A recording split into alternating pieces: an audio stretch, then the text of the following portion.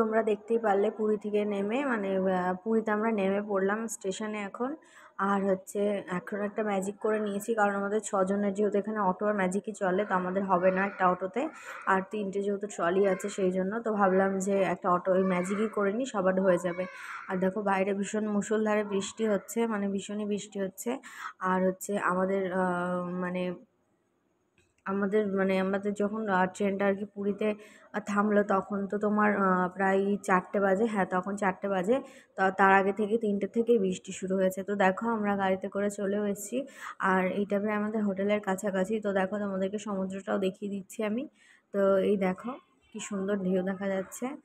আর হচ্ছে তোমাদের দাদাভাই কখনো আসেনি সমুদ্রে, তো ওর এবার প্রথম টাইম, মানে ফার্স্ট টাইম ওর প্রথমবার আর কি ও সমুদ্র দেখছে, তো সেই জন্য তো ও দেখছে ভালো করে, দেখো তাকিয়ে তোর ভালো লাগছে।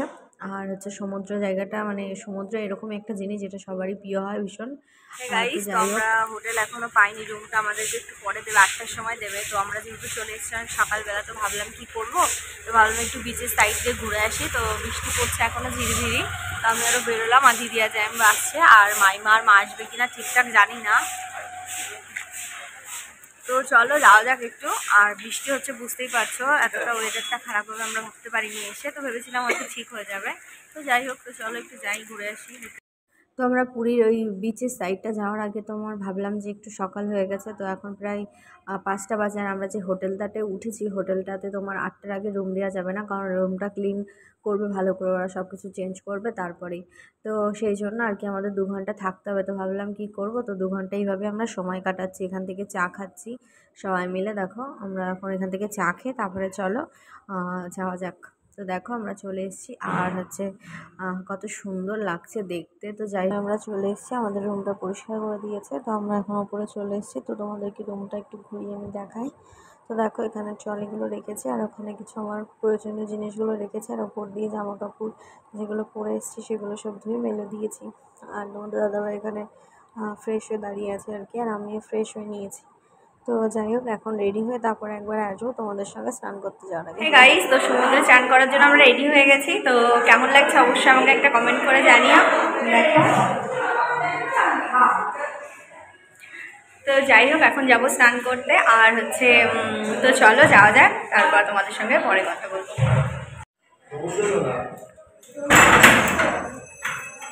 বলে দাও, কোথায় যাচ্ছ? সমুদ্র। কি করতে? এই ঘুরতে, স্নান করতে। এই জায়গাটা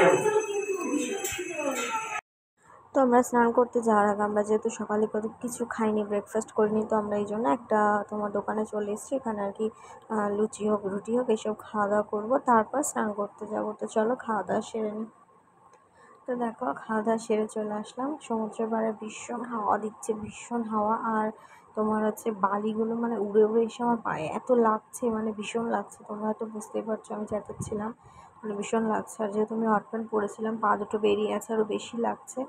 তো দিদিরও লাগছিল, মিতাদিরও লাগছিল। তো যাই হোক, আর রিবু একবার স্নান করে উঠে চলে এসছে দেখো। তো চলো স্নান টান সেরে নিই, তারপর তোমাদের সঙ্গে পরে কথা বলবো।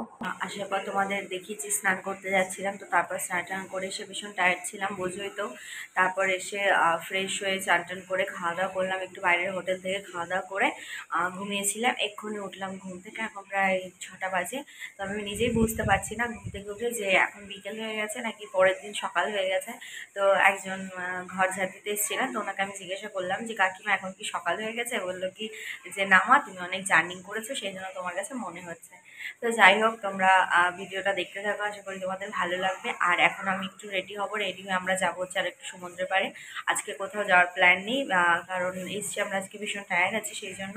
তো কাল থেকে আমাদের ট্যুর স্টার্ট হবে। তো যাই হোক, তো পুরীর ডে 1 ভিডিওটা তোমাদের ভালো লাগবে অবশ্যই।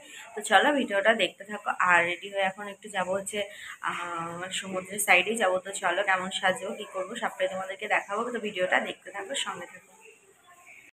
তো দেখো আমরা সবাই রেডি হয়ে বেরিয়ে পড়লাম, এখন একটুখানি সমুদ্রের পাড়ে থাকবো আর কি, মানে কিছু খাওয়া দাওয়া করবো আর একটু ঘুরে দেখবো সব কিছুই। আর আমাদের রান্না, মানে আমরা এখানে 7 দিন থাকবো, তো আমরা সব কিছু ঘরেই নিয়ে নিয়েছি। তো এখন থেকে আমরা 7 দিনে ঘরে রান্না করেই খাবো। তো দেখো চলে এসছি, তো চলো দেখতে থাকো কী কী করি সবটাই দেখাবো। তো আমরা এখন একটু কিছু খাওয়া দাওয়া করবো। আর আমরা সকালে কোনো দোকানপাটই বসে না, সবই বন্ধ থাকে সন্ধ্যার পর থেকে আর কি, বিকেলের থেকে সব দোকানপাট বসে। তো দেখো এখানে প্রচুর মাছ, মানে মাছের এত সেল, মানে আর বিক্রিও হচ্ছে ভীষণ, আর মানুষ কিনছেও।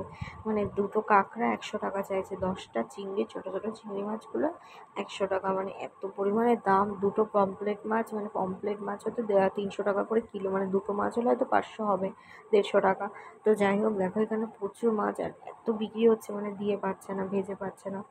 আর হচ্ছে আমরাও এখান থেকে হচ্ছে কিনবো। তো এখন কিনবো না, আমরা হচ্ছে পরে কিনবো। তো তোমাদেরকে এখন একটু দেখিয়ে দিলাম আমি। তো দেখো এখানে চিংড়ি মাছ আছে, এখানে কাঁকড়া আছে, এখানে গলদা চিংড়ি, তার থেকে বড় চিংড়ি, পমপ্লেট, আর অনেক মাছ আছে। আমি অত জানি না মাছগুলোর নাম, যে কটা জানি সে কটা তোমাদেরকে বললাম। চিতল ফিতল অনেক কিছু আছে।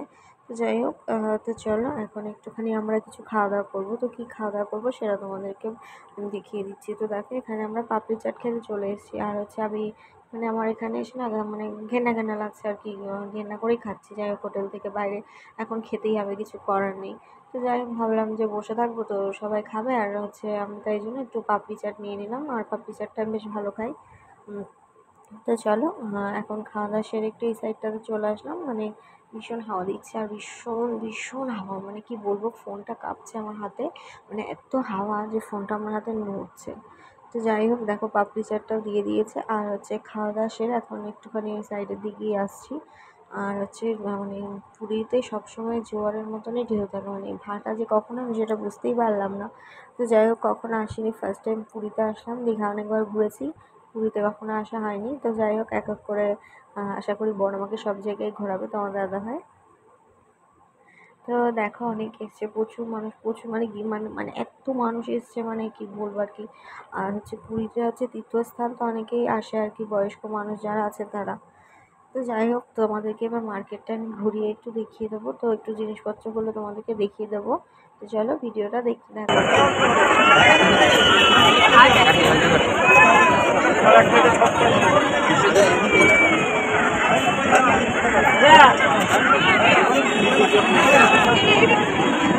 এখানে দিয়ে দিব, একটা দিয়ে দিব। ধরো চিলি সসটা একটু নাও।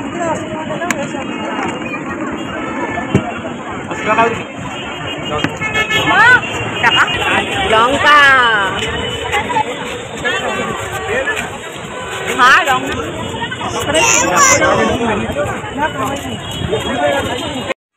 তো দেখো আমরা ঘুরে টুরে চলে আসলাম। এখন আমাদের নিচে এই রুমটা পরে নেওয়া হয়েছে আমার শাশুড়ি আর মাইনার জন্য। তো রুমটা বেশ ভালোই, আর একদম নিচে, আর রান্নার একটা প্লেস আছে। তো এখানে আমরা 7 দিন যেহেতু থাকবো, তো বাইরের খাবার খেতে ভীষণই বিরক্ত বোধ হচ্ছে, আর সেই জন্য আমরা এখানেই রান্না করে খাবো। তো সব কিছু কিনে টিনে নিয়েছি, এখন থেকে আমরা এখানেই রান্না করবো। তো আমি সব গুছিয়ে গাছিয়ে দিলাম, দিদি সব রান্না করলো। তো চলো খাওয়া দাওয়া সেরে তারপর তোমাদের সঙ্গে পরে কথা বলবো। হ্যাঁ গাইজ, তো খাওয়া দাওয়া কমপ্লিট, রাতে এখন হচ্ছে ঘুমোতে যাবো। তো তোমাদেরকে সবটাই দেখিয়ে দিলাম। আশা করি তোমাদের ভিডিওটা অনেক অনেক ভালো লাগবে। আর যদি ভালো লাগে অবশ্যই লাইক করো, কমেন্ট করে জানিও। চ্যানেলটা এখনো যারা সাবস্ক্রাইব করো না, সাবস্ক্রাইব করে দিও। তো আজকের মতন এই অবধি। তো পুরীর পার্ট 1 এখানেই শেষ করছি। সকলে ভালো থেকো, সুস্থ থেকো। পার্ট 2 আবার কালকে আসবে। তো আজকের মতন টাটা, গুড নাইট সবাইকে।